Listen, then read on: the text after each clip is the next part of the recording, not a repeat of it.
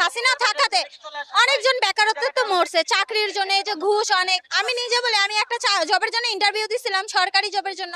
এত টাকা ডিমান্ড করছে, আসলে আমি মধ্য ফ্যামিলির মেয়ে, অত টাকা আমার পক্ষে ছিল না, সম্ভবও ছিল না। যাই হোক, এখন দেখবো এই সরকার কি করে, আশা করি অনেক ভালো কিছুই করবো।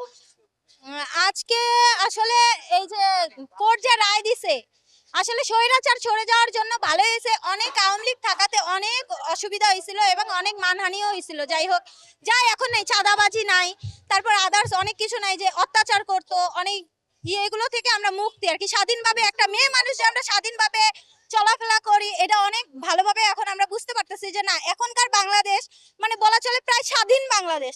স্বৈরাচার থেকে আমরা স্বাধীন হয়ে আসছি। আগে তো মানে রাস্তাঘাটে টিচ হইতো, অনেক কথাই বলতো। আর এখন পাবলিক একটা কথা বলার আগে 10 বার চিন্তা করে যে একটা মেয়েরে কি কথা বলবো আর না বলবো। আমরা এখন এত সাহস নিয়ে চলি যে বলার বাইরে। মানে একটু রাতেও বাসায় যদি ফিরি, তাও আমাদেরকে কেউ টিচ করে না, যে যার মতন চলে।